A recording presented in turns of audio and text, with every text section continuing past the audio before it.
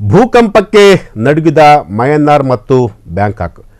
ಮಯನ್ನಾರ್ನಲ್ಲಿನ ಸಂಭವಿಸಿದ ಭೀಕರ ಭೂಕಂಪಕ್ಕೆ ಹಲವೆಡೆ ಗಗನಚುಂಬಿ ಕಟ್ಟಡಗಳು ಕೂಡ ನೆಲಸಮ ಆಗಿರುವಂತಹದ್ದು. ಅಲ್ಲದೆ ಕನಿಷ್ಠ 43 ಕಾರ್ಮಿಕರು ಕೂಡ ನಾಪತ್ತೆಯಾಗಿರುವಂತಹದ್ದು.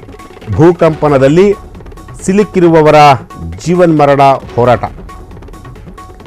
ತಮ್ಮ ಪ್ರಾಣ ಉಳಿಸಿಕೊಳ್ಳಲು ಈಗ ಪರದಾಟ ಮಾಡಿರುವಂಥದ್ದು.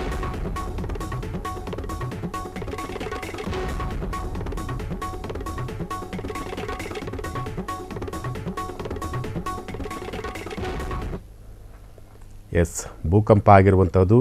43 ಜನ ಕಾರ್ಮಿಕರು ಕೂಡ ನಾಪತ್ತೆ ಆಗಿರುವಂಥದ್ದು. ಈ ಒಂದು ಘಟನೆ ನಡೆದಿರುವಂತಹದ್ದು ನಮ್ಮ ದೇಶದಲ್ಲ, ಬೇರೆ ದೇಶದಲ್ಲಿ.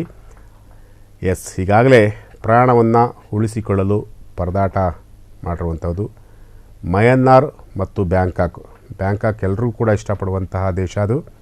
ಅಲ್ಲಿ ಪ್ರತಿಯೊಬ್ಬರು ಕೂಡ ಹೋಗ್ತಾರೆ. ಅಲ್ಲಿ ಆ ಜಾಗದಲ್ಲಿ ಈಗ ಭೂಕಂಪ ಆಗಿರುವುದು. ಭೂಕಂಪಕ್ಕೆ ಹಲವೆಡೆ ಗಗನಚುಂಬಿ ಕಟ್ಟಡಗಳು, ಅಂದರೆ 4 ಅಂತಸ್ತು, 5 ಅಂತಸ್ತು, 6 ಅಂತಸ್ತು ಈ ರೀತಿಯಾಗಿ ಕಟ್ಟಡಗಳು ಇರ್ತಾವಲ್ಲ, ಅವೆಲ್ಲವೂ ಕೂಡ ಈಗ ನೆಲಸಮ ಆಗಿರುವಂಥದ್ದು. ನೀವು ನೋಡ್ತಾ ಇರ್ಬೋದು ದೃಶ್ಯಾವಳಿಗಳಲ್ಲಿ. ಈಗ ಸುಮಾರು 20-25-30 ಅಂತಸ್ತು ಇರುವಂತಹ ಕಟ್ಟಡ ಈಗ ನೆಲಸಮ ಆಗ್ತಿರುವಂತಹದ್ದು. ಅದನ್ನು ನೋಡಿದಂತಹ ಜನರು ಕೂಡ ತುಂಬ ಭಯಭೀತರಾಗಿ ಓಡೋಗ್ತಿರುವಂತಹದ್ದು.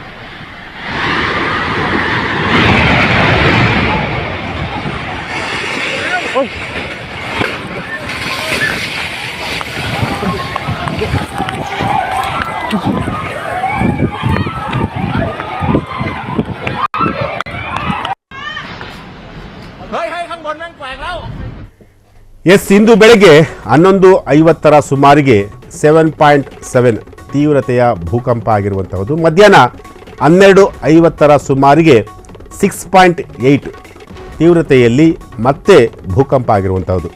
ಮಯನ್ನಾರ್ ಗಡಿ ಭಾಗವಾಗಿರುವ ನವದೆಹಲಿಯಲ್ಲೂ ಕೂಡ ಭೂಕಂಪನದ ಅನುಭವ ಆಗಿರುವಂತಹದ್ದು. ಜೊತೆಗೆ ಸಾಗಯಿಂಗ್ ನಗರದ 10 ಕಿಲೋಮೀಟರ್ ಆಳದಲ್ಲಿ ಭೂಕಂಪದ ಕೇಂದ್ರ ಬಿಂದು ಈಗ ಪತ್ತೆಯಾಗಿರುವಂಥದ್ದು. ತಕ್ಷಣಕ್ಕೆ ಯಾವುದೇ ಸಾವು ನೋವುಗಳು ವರದಿಯಾಗಿಲ್ಲ. ಮಯನ್ನಾರ್ನ ಭೂಕಂಪದ ಎಫೆಕ್ಟ್ ಬ್ಯಾಂಕಾಕ್ ಕೂಡ ತಟ್ಟಿರುವಂತಹದ್ದು. ಬ್ಯಾಂಕಾಕ್ ಹಾಗೂ ಥೈಲ್ಯಾಂಡ್ನಲ್ಲೂ ಭೂಮಿ ಕಂಪಿಸಿದ ಅನುಭವ ಈಗ ಆಗಿರುವಂಥದ್ದು. ಸಾಮಾಜಿಕ ಜಾಲತಾಣಗಳಲ್ಲಿ ಭೂಕಂಪದ ತೀವ್ರತೆ ಬಗ್ಗೆ ಈಗ ಮಾಹಿತಿ ಹಂಚಿಕೊಂಡಿರುವಂಥದ್ದು. ಮುಗಿಲೆತ್ತರದ ಕಟ್ಟಡಗಳು ಧ್ವಂಸವಾದ ದೃಶ್ಯಗಳು ಕೂಡ ಈಗ ಸೆರೆಯಾಗಿರುವಂತಹದ್ದು. ಭೂಕಂಪನದಿಂದ ಕಟ್ಟಡದ ಮೇಲಿಂದ ಬೀಳುತ್ತಿರುವಂತಹ ನೀರು, ಭೂಕಂಪನದ ವಿಡಿಯೋಗಳು ಸೋಷಿಯಲ್ ಮೀಡಿಯಾದಲ್ಲಿ ಈಗ ಸದ್ದು ಮಾಡ್ತಿರುವಂಥದ್ದು. ಜೊತೆಗೆ ಸ್ವಿಮ್ಮಿಂಗ್ ಪೂಲ್ನಲ್ಲಿರುವಂತಹ ನೀರು ಕೂಡ ಹೊರಗೆ ಚಿಮ್ಮಿರುವಂತಹದ್ದು. ನೀವು ದೃಶ್ಯಾವಳಿಗಳನ್ನು ನೋಡ್ತಾ ಇರ್ಬೋದು. ನೀವು ಯಾವ ರೀತಿಯಾಗಿ ಭೂಕಂಪನ ಆಗಿದೆ ಅಂಥೇಳಿ. ಸ್ವಿಮ್ಮಿಂಗ್ ಪೂಲಲ್ಲಿ ಇದ್ದಂತಹ ನೀರು ಕೂಡ ಹೊರಗಡೆ ಬರ್ತಾ ಇರುವಂಥದ್ದು. ಜೊತೆಗೆ ಸುಮಾರು 20-25-30 ಅಂತಸ್ತಿನ ಮೇಲೆ ಇರುವಂತಹ ನೀರು ಕೂಡ ಹೊರಗಡೆ ಬರ್ತಾ ಇರುವಂಥದ್ದು. ಅಂದರೆ ಆ ರೀತಿಯಾಗಿ ಭೂಕಂಪನ ಸಂಭವಿಸಿರುವಂತಹದ್ದು.